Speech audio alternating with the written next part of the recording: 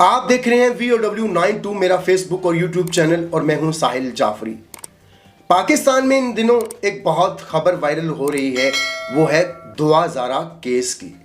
आखिर दुआ ज़ारा ऐसी कौन सी शख्सियत हैं जो पाकिस्तान में नंबर 1 ट्रेंड बन गई? आखिर दुआ ज़ारा है कौन, कहाँ की रहने वाली, क्या करती थी और कराची से लाहौर कैसे पहुंची? आज की इस वीडियो में हम आपको वो चीज़ें बताएंगे जो शायद आपने कभी अभी तक नहीं सुनी होंगी। दुआ ज़ारा का ताल्लुक पाकिस्तान कराची से है और दुआ ज़ारा पबजी खेलते खेलते एक लड़के के साथ मोहब्बत में गिरफ्तार हो जाती हैं। लड़के का नाम ज़हीर है। ज़हीर के करैक्टर के बारे में बात करें, बहुत से लोग उसके गांव से, उसके इर्द गिर्द उसके रिश्तेदार उसके बारे में अच्छी राय नहीं देते। और जहां तक दुआ ज़ारा के पेरेंट्स का कहना है, दुआ ज़ारा की माँ का कहना है कि मेरी बेटी तो बिल्कुल मासूम है, उसे गुमराह करके लेके जाया गया है और उसके पास तो फ़ोन नहीं है। बहुत से सवाल खड़े होते हैं, अगर उसके पास फ़ोन नहीं था तो दुआ ज़ारा गेम कहाँ खेलती थी? क्या दुआ ज़ारा गेम ज़मीन पे बैठ के खेलती थी? दुआ ज़ारा के पास फ़ोन तो था। अगर फ़ोन नहीं था तो दुआ ज़ारा गेम कैसे खेलती? और दुआ ज़ारा कराची से लाहौर कैसे पहुंची? इसके पीछे क्या स्टोरी है? क्या दुआ ज़ारा कनाडा सेटल होना चाहती है? क्या दुआ ज़ारा का ये केस इसलिए उलझाया जा रहा है कि उसको पाकिस्तान से बाहर भेजा जाए?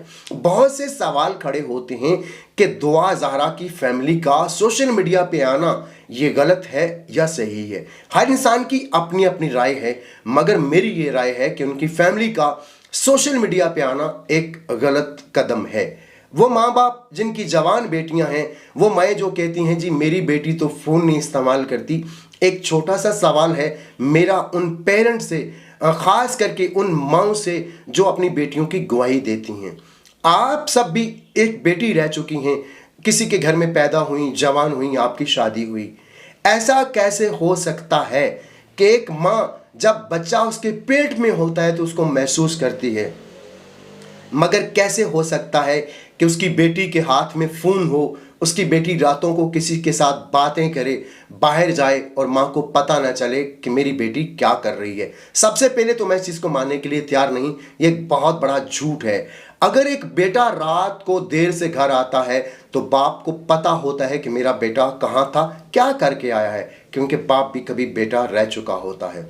इस सारे सिलसिले की कड़ियाँ कहाँ जाके मिल रही हैं? इस सारे सिलसिले की कड़ियाँ मिल रही हैं कनाडा से।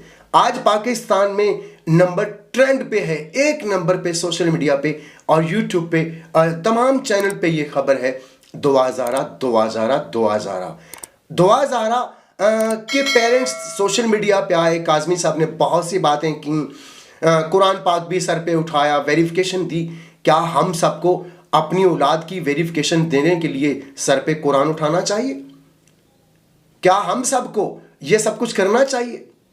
वो सवाल हैं जिनके जवाब कोई भी देने के लिए तैयार नहीं होगा।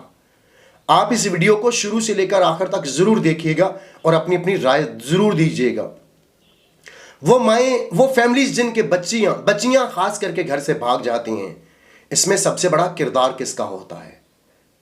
मैं माफ़ी चाहता हूं, लेकिन अगर कोई बेटी रातों को देर से बातें करती है मर्दों से, घर से भाग जाती है, तो माँ बाप बाद में पीछे से कहते हैं जी हमारी बेटी को कोई अगवा करके ले गया है या हमारी बेटी मिल नहीं रही, तो मैं माफ़ी चाहता हूँ, उसमें सबसे बड़ा किरदार उसकी माँ का होता है। उस सारे खेल में उसकी माँ बराबर की शरीक होती है। उसकी माँ को पता होता है कि मेरी बेटी क्या कर रही है। ये सिर्फ आप सबको, हम सबको दिखाने के लिए कहा जाता है जी मेरी बेटी ऐसी नहीं थी।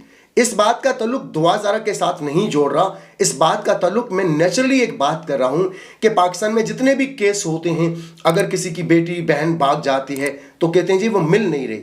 ऐसे कैसे हो सकता है? क्या आपकी परमिशन के बगैर फोन उस घर में आए?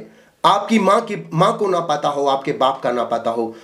तमाम उन माँ बाप से इल्तमास है, उन भाइयों से इल्तमास है कि आप अपनी बहनों, अपनी बेटियों को फ़ोन उस वक्त तक मत दें जब तक आप उनकी शादी नहीं कर देते। कल को आपकी बेटी भी कहीं जा सकती है और आप बोलेंगे कि मेरी बेटी को अगवा कर लिया गया है। दुआ ज़ारा का एंड आप सबके सामने आ जाएगा कि सिलसिले की कड़ियाँ कहाँ से कहाँ जुड़ रही हैं।